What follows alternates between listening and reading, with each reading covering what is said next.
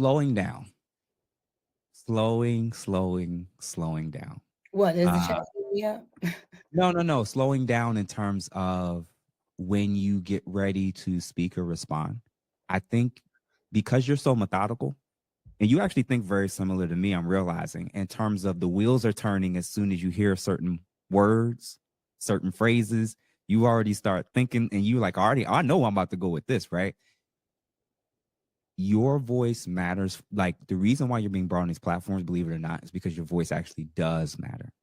I don't know, brother. No, I no, don't no, no, no, no, no, no, no. Hear me, hear me, hear me. because even right I now, know that it's like, I know you. I know you are tempted to believe that everybody just wants to see you crash out.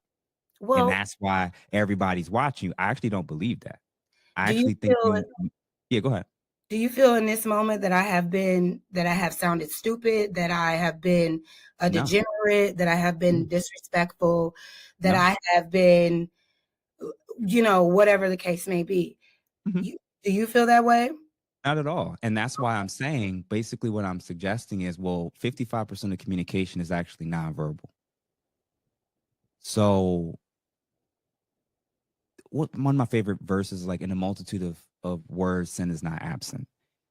I think you need to now start to be a little bit more selective and intentional about when you speak. Now, remember when you and me were on that panel? I Mhm. actually didn't talk much at all. Right, I do I remember think that. I spoke like 3 times in the Mm, 3 hours. But each of those moments, because I sat there, waited, decided how I want to go about it, right. it almost added more meaning to my voice, if that makes sense, than being somebody who's trying to respond to every key moment or every key thing. It was almost like, what's the Proverbs verse? A soft answer turns away wrath, but a grievous word stirs up anger. Like, I envision that, like you just said, I actually think you bring a lot to the table. And you know who else I think this is very similar with is Amanda, what's her name? The one who just did the debate with the 20 conservatives. Skills. Amanda Seals. Everyone hates her. Thanks for that comparison. Everyone hates. No, but hear me out. Educated, educated, has the gift of gab, can defend many different various arguments. But when trying to react and respond to everything and not being more selective with what she engages with and when, that messes up her message. Sure, Right. absolutely. I'm not saying it's easy, but that's a very clear cut one where I'm like, yo, if you like pick your spots a little bit more, it's going to hit the way you actually want it to be. And the last ones was like uh redefining the sisterhood. And this is what I had mentioned at the very beginning, right? Um, I know how those women who consider themselves a part of the sisterhood probably identifies it as something very positive, defending each other, having each other's back, looking out for each other, making sure each other is safe. That is an aspect of the sisterhood that I absolutely agree with and want and would hope that y'all continue to honor, and that we as men start to do that for ourselves as well, because I actually think there's a unified front in terms of looking out for each other, right? The Absolutely. issue, the issue is, and it's kind of leaning to what I kind of alluded to not too long ago about the reason why the patriarchy is problematic is because it's filled with imperfect people, i.e., men, Mhm. who can abuse that power and authority at times. That's what makes it flawed. I feel that's what men want, though. That's why Yeah. you hear Yeah. a lot of But men. but what I'm getting at is the second piece. There is an aspect of the matriarchy that also includes flawed human beings who can make mistakes and can and who can abuse and weaponize power and influence, et cetera, et cetera. And even remember that example we just gave where sometimes the topic really is about the man or the male in a particular scenario, and the topic primarily should be on him. We shouldn't spin it to be about women. We shouldn't somehow work it back to being about women somehow. Like, dude, if you're a failure, you're a failure. If you effed up, you effed up. right? And imagine if you were a therapist, somebody comes into your office and they spend 90% of their time blaming society and everybody else. What's the chances they're actually going to make the changes to improve their life? Mm-hmm. Very minimal. Right. So my lens is that I think when we're very male centric, male oriented, or fem centric, fem oriented, and we're leaning too heavy into the patriarchy or too heavy into the matriarchy or fem centric models, I think we end up doing things we don't even realize we're doing. So as an example, That's what deflection, you think. Okay. deflection, minimizing, downplaying, the whataboutisms. What about that side? What about that side? We're going to knowingly or unknowingly use those type of tactics to bring the attention back to who we really want to talk about. I genuinely like what we're seeing when it comes to the quote unquote sisterhood is a lot of deflection and defending and sticking to our side, Uh-huh. even when stuff is Okay. really bad, right? So for you, like I said earlier, Do you want me to yeah, go ahead? yeah, and then I'm gonna let you what I what I'm and this is both a challenge and a critique to me and everybody else. Is like I want us to be very mindful that if people like you, Jazz, and other women who we do think are very smart, who can speak, who can articulate, who can debate, and who are very confident, doesn't come at female accountability through a way in which y'all know it can be received, you're going to leave it open for all the people who don't have the best intentions for women. So on these platforms, when men are going to say things that's triggering, try to get you to act out of character, try to make you look bad, and they're also simultaneously while doing that saying something about women or black women, that's actually the moment I when need you to can agree say, and disparage yes, black women as well. That's the that's it. moment I need to be That's like, it. you're right. But that moment, Jazz, is not about you no more. Mm. At that So, moment, it's not. I'm telling you, that is the magic piece that I'm saying. The reason why I even wanted to interview you is because I think you have all the actual prerequisite gifts to really blow up in this. Like your panels, you channel, you invite men and women that you feel respects masculinity, femininity, men, women. You can like run that. Like I really see that. And what I'm basically saying is like that test that we keep failing in that moment sometimes, that's the moment when Jazz gets to model what does black femininity look like in this moment, when tempted, when triggered, how to hold her sisters accountable and still do it in grace. It gets to the point where it's like, damn, not only did she speak and acknowledge what women need to improve on, she didn't curse them out. She didn't destroy their character or say that they're trash and that they're a waste of women. And she also didn't compete and go back and forth with the dudes that was trying to trigger her. Yo, okay. who was this? Who is this? Who the hell is this? Like, yeah. I hear what I totally agree. So what I'm hearing is when men are when the topic is on men, even if it's not true about women, where I could win is still jump in and agree with them while they are, I don't know, tearing women down or talking about women. Are you saying Mhm. like I will win if I join in disparaging them No, with them? no. Like So don't it's challenge it? acknowledging the parts of what they're saying. So remember when I said about selectively picking and choosing what parts you want to engage in a Right, conversation, right. right? When me and you mentioned and we're talking about the young lady, the OnlyFans girl with Shannon Sharp, Mhm, you decided to focus more on Shannon.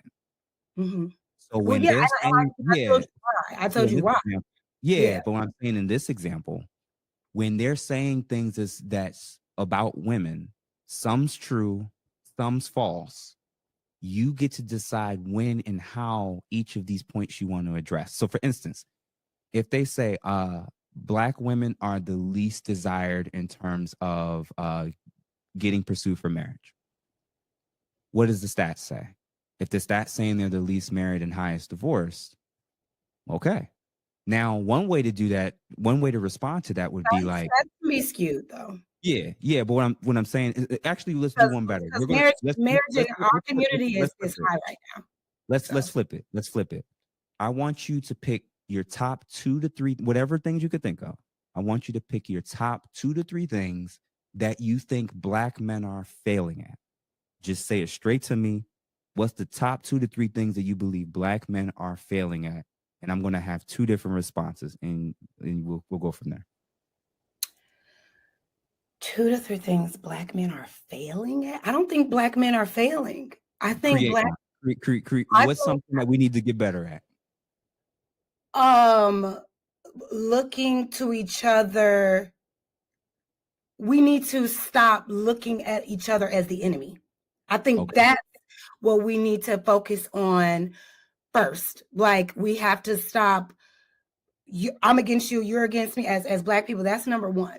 Like, we're not against each other. We're for each other. I know it's going to take some time for people to really hear that, but I think where we could get better, if we're talking about just men, looking to Black women as the women that have your best interests, that are not here to hurt you, and try to cultivate more environments where you're experiencing that. Because I am aware there are disrespectful women out here. There are women out here who disparage men. There are women out here that tear men down. I don't think we should focus on those women. That's my point. So when you say things like Black women aren't getting married, I'm like, maybe a stat that can easily be skewed is saying that. But when I look around in real life, my Black people are getting married. And statistically speaking, a stat just came out recently that Black marriage is at an all-time high, basically. The stats are up. So that's what I'm saying. We're failing. I don't see it. What I see is the bull crap on the internet that people are just rolling with. Because when you sit on these panels and you ask these men, like, are you experiencing that in real life? Are you experiencing women like that? Well, no, not me, but so-and-so, Elon Musk. Okay. So that's the first thing. I don't want to go on a tangent. Sorry for being long-winded. No, seriously, because I am working on it. I hear what y'all say. I get it. I'm talkative. Okay. I'm a human being. So the first of which you're saying is that Black men could do a much better job of not seeing their women as the enemy. Absolutely. The second thing is being more willing to support or protect a woman, a Black woman, before you are to disparage, embarrass, and harm them. And what I find is that, and I'll share a couple of experiences. Just walking down the street, minding my business, going somewhere, and I'm walking this way, a Black man's coming this way. He passes me, looks at me and say, "Ugly B," for no reason, unprovoked. And I know everybody's gonna call count, whatever. I have no reason to lie. Another situation, this just happened on Monday night on Labor Day. I'm out with my friends and I'm with my friend group. And there's a male there that knows some people that's in my friend group, but I don't know them. And they are talking to people, but I'm not engaging with them. They're not engaging with me. But I know, you know how you can feel somebody's trying to get your attention or get you to say something, but I'm just not. I'm just like, whatever. As we're about to leave, I have a to-go box of food in my hand. And instead of saying like, "Hey, what's up? What's your name?" Whatever, I'm holding my stuff like this. And this man tries to hit my food out of my hand, right? For no reason at all. I see women in Uber rides driven by men that are being berated, unprovoked. Talking about, y'all are out of order. Y'all ain't this. You are driving an Uber and you felt this was the opportunity to disparage a passenger. So I feel with this increase, and I'm sorry if this is a rhetoric that you align with, but this red pill, menace spirit type of narrative, I don't have the stats on how many marriages and relationships that it is brought on with this narrative, but I do have the stats on how much it has destroyed them. Because this narrative is making men see women as the enemy. and Mhm. automatically on the defense, I gotta treat a woman bad. I gotta treat her nasty to Mhm. get her to like me, Mhm. right? The Yeah, the yeah, yeah. go-to is I ain't doing nothing for her. I ain't finna hold. It's just nastiness. And if Mhm. we can get out of that for both of us, but if we're Mhm. talking about men, look to support and help and be kind before you are anything negative. Let the Gotcha. defense down, Cool. okay? Because Yeah. that's further dividing us, Mhm. right? Yeah, So I, so I if the would say two those things. things sorry, if the two things were we need to do a much better job of not outright seeing you as the enemy and hating you all. And then two, start to weigh or at least try to value more of trying to be a protector and defender versus attacking and just criticizing and The shaming and all that, right? The go-to is attack, shame, disparage Mhm. before I even know. And then we Yeah. also know it's Mhm. well, I don't know you, so what do I have to protect you? And that's the issue. Mhm. There have been so Mhm. many times that I have involved myself to help Black men get out of situations that I didn't Mhm. even know because my natural instinct is to protect my people, to Mhm. protect my brothers. And if we could just all have that mindset and not feel like we could only do this to people we know or we're intimate with, I think that Mhm. would help us to, become better and dismiss this divide that we're in right now. Fair, fair. Yeah. So one of the ways in which I responded, I just did it. Where the entire while as we were having conversation, this conversation where you're telling me things that were not flattering, may not be true from my vantage point, Yeah. may not be true for me personally. Was I tried to give you the impression that I was listening, right?